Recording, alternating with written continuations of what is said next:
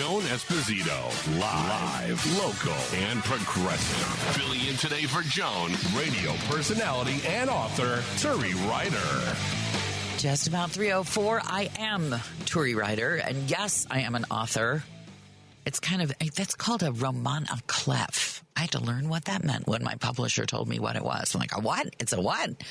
What it means is it's a memoir for which we plan not to be sued.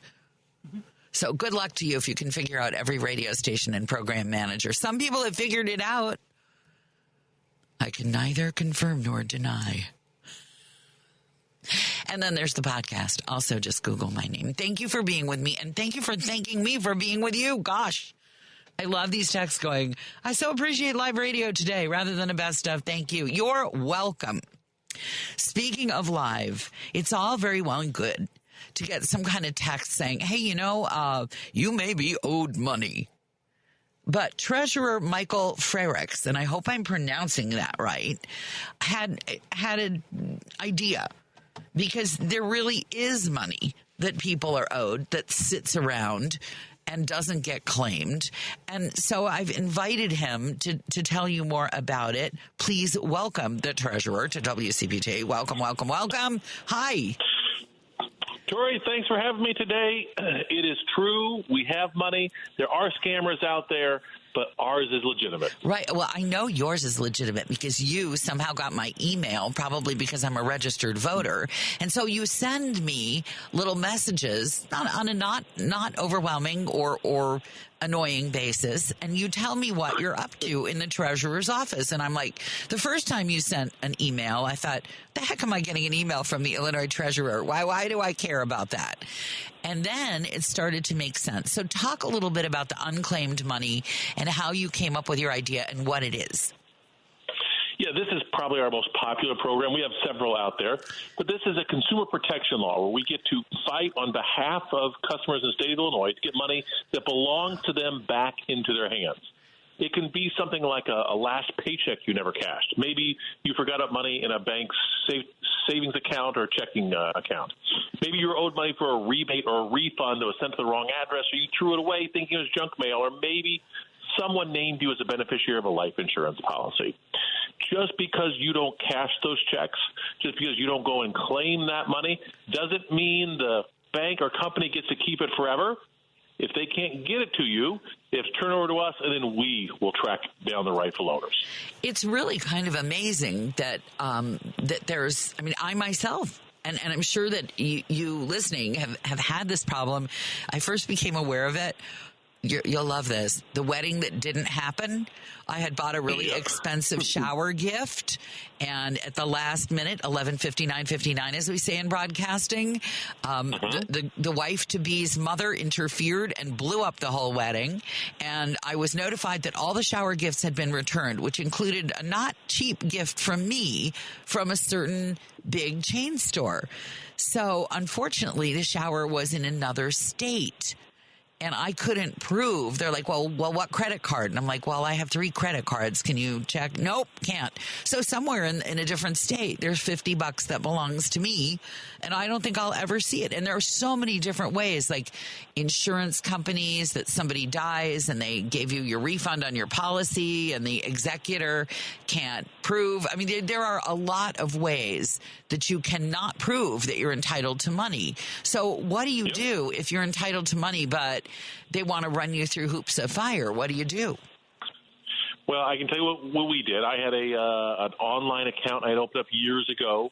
I didn't touch it because I didn't need the money. It was an account growing a little bit. When I finally went to claim it, I had forgotten the password that I used to set up the account. Even you, the treasurer. Oh, my gosh. It had been sitting there for several years, and I called. I gave them my Social Security number. I gave them my address, all that information. They said, well, sorry, without that password, you're going to have to go to our website. You're going to have to find this form, print it out, sign it, get it notarized, and mail it back to us. Oh, boy. I said, you know who I am? You know my address? Just send it to me. They said, no. And we went back and forth, and eventually they said, if you don't do this, we're going to turn this money over to your state's unclaimed property administrator, and it's going to be a lot more work to claim your money than we're telling you to. at which point I could say, go ahead and send it. Sir, I don't think you want us to. I said, I am the state treasurer. It's my program. Please send it to me. What happened? But we don't want people to go, well, there was a pause, and someone said, let me get my manager. And so I got a manager on the phone. I eventually got my money, but we know other people have trouble getting it. Yeah, so what what you're telling us to do is we should all say, oh, no, my name is Michael Frerichs. I'm the Illinois treasurer, and then they'll give it to us? And then when they turn it over to the Illinois State Treasurer's Office, come to us, we've made it a lot easier. When I came into office, I got tired of people saying, Treasurer, you've got my money. And I'd say, great, we'd love to give it to you. They said, yeah, it's just too much work. It's not worth it. Go ahead and keep it. Well, I don't want to keep it. I can't keep it. We want to get it back in people's pockets. So we worked with the General Assembly to make it easier for people to claim their money.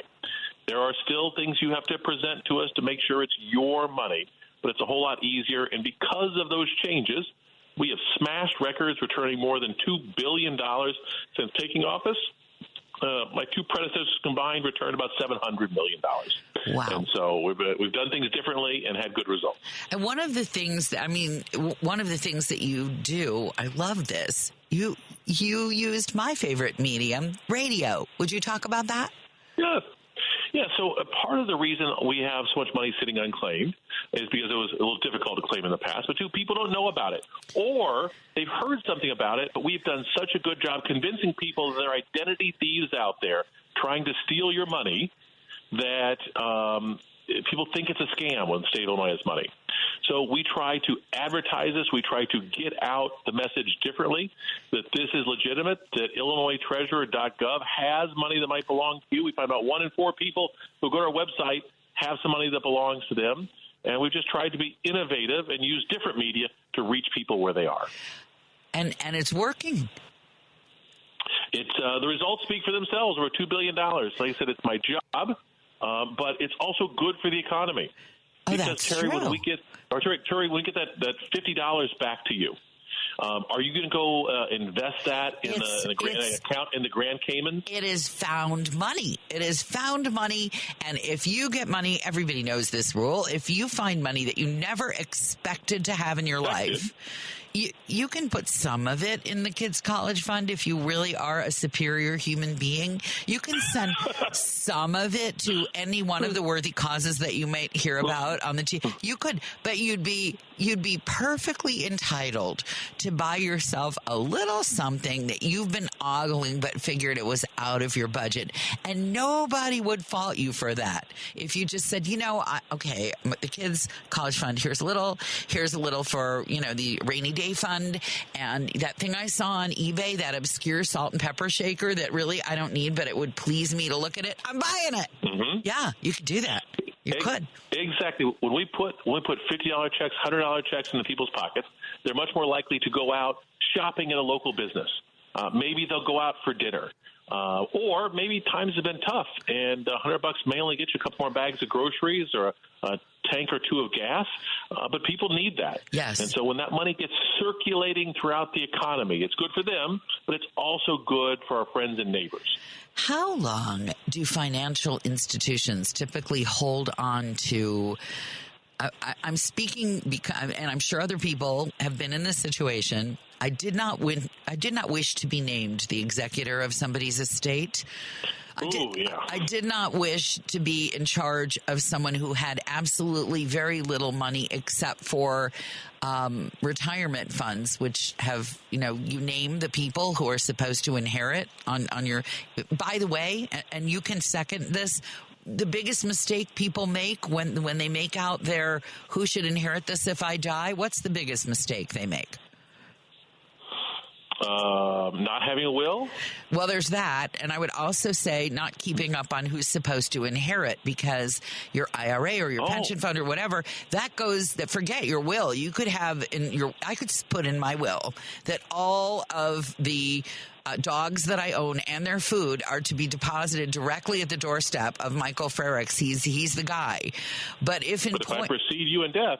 Right. Or if I just decided all of a sudden for no good reason that I hated your guts and I didn't want you to have my dogs and all their food, and it would be too late if I had named you in my IRA or my my 401k, because that does an end run around the will. So if you have a IRA or a 401k or something, and you've named your ex-husband whose guts you hate, good luck. Once you're dead, that money's going to him anyway. So that's a biggie. But let's just say that, as you point out, your ex-husband who you hate has preceded you in death. Now the money's just sitting there.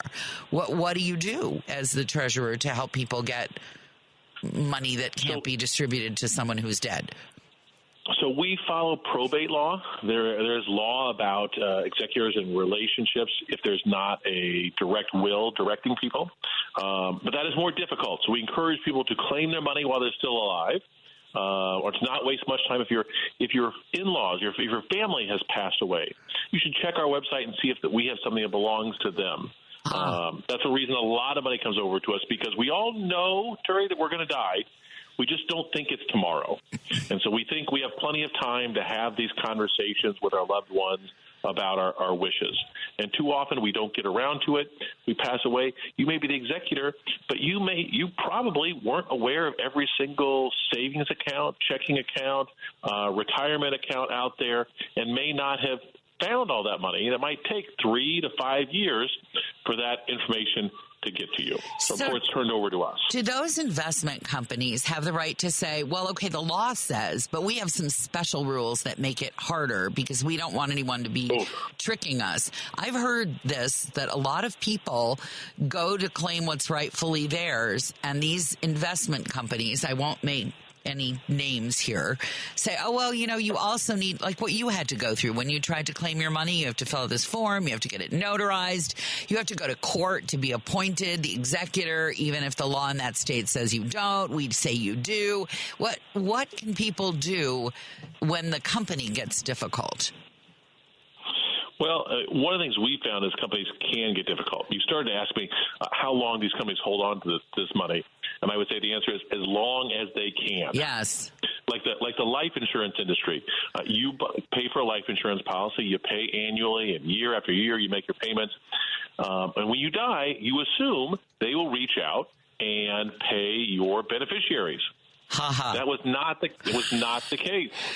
Too often we found that if your beneficiary didn't know about it, didn't contact them, didn't present them a death certificate, they just didn't pay out. And they would hold on to that money for years, decades.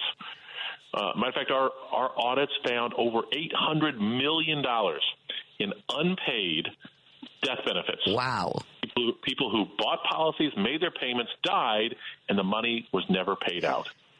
Wow. So we get to fight on behalf of these people. So so when we go to your website, though, we're not going to see that because you don't know about a death benefit that the insurance company is holding on to, or do you? Well, you will find some of it. So 2 things we did. We sent in auditors to these companies and said, hey, if you have a policyholder, someone who has passed away, then that is unclaimed property. You have to turn it over to us. So we have a fair amount of that. Ooh. But some insurance companies said it's not unclaimed property. And Terry, guess this, because no one has claimed it. Wait, I'm confused. I'm completely confused. It's intentionally so. Yes. Intentionally so. They said because the policy, when you buy a life insurance policy, says payable upon notification of death. Meaning your death, so you can't notify anyone because you are dead. Right. Well, theoretically, that's correct. So far, I'm with you. Yes. Yes. If your beneficiary didn't know about it, they didn't claim it, and they said the money isn't owed to them until they claim it. And so if they haven't claimed it, it's not unclaimed. Oh, my goodness. Is it even more confusing? So we thought this was confusing. We thought we'd just make it crystal clear. We pushed legislation to the General Assembly that says if you sell life insurance policies in the state of Illinois, twice a year, you have to check the federal death master file. And if you find any of your policyholders have passed away, you have to notify their beneficiaries. That was not the law before we took office. Wow. Governor Bruce Rauner vetoed that legislation, but the General Assembly overrode his veto, and it's now the law of the land. And so we still send auditors to look and make sure they're in compliance. I said we've returned hundreds of millions of dollars to people, and they're just some amazing stories. I'll bet. Tell me one or two. Well, one of my shouldn't say my favorite one. One of my favorite ones is someone had a life insurance policy for $10,000. We tracked down his daughter. We called her, said, "Were you aware your father had a life insurance policy?" And she said, "No, my dad had a life insurance policy." Well, he did. Named you as a beneficiary. It's $10,000. And she starts bawling. And you think, like, $10,000 is nice. I'd like to have that, but it's not going to change my life. And she's crying. So are you okay, man? What's wrong? And she said, "Well, we just passed the 10-year anniversary of my father's passing." And she goes, "I've been thinking a lot lately about how much I miss him and how he did so much for me throughout his life. And when you told me he had a life insurance policy for $10,000, I realized he's still looking out for me today in death." And she said, "It felt like his angel came down from heaven and wrapped his wings around me." And it's things like that. It's not the amount of money, but it's the fulfilling of someone's last wishes and the memories associated, which are really special. That's beautiful. I love that. So are other states, and if you're just joining us, by the way, we're talking with Michael Frerichs. Am I pronouncing your last name correctly? You are. Okay. Frerichs. Like Frerichs. Like Frerichs. Army barracks. Okay, yep. Frerichs, who is our treasurer, who has put together quite an effective program for making sure that you really do get money that is owed to you as insurance benefits or things that got returned that you never knew about, or various unclaimed property, a million different ways that you could have money that's sitting out there that should come to you. And even though you probably think it's a scam, here in Illinois, it may very well not be. And you can go to, what is the name of the website? You can go to my website at illinoistreasurer.gov and click on unclaimed property, or you can go right there at iCash. That's ICASH.illinoistreasurer.gov. Okay. And is there, have you managed to transfer this magnificent program to anybody else around the country? Any other treasurers following your lead? Yes. Well, so I am the president of the National Association of State Treasurers, and we get together a few times a year, and we exchange ideas. And so I have gotten some ideas from unclaimed property from other states, and we have shared other ones. Illinois has the most positions in the National Unclaimed Property Owners Association in the country. We've been innovative, thinking things differently, return lots of money, and if you think it's a good thing for your state, it's probably a good thing for other states as well. And so more than happy to share. Good, because this show goes into podcast form and it goes all over the world. And I'm guessing there may be some people who call their own state treasurer and say, "Hey, I heard about this thing. Can we do that here?" Thank you so much for being on with me New Year's Eve, Michael Frerichs. And I will keep reading your emails and you may hear from me.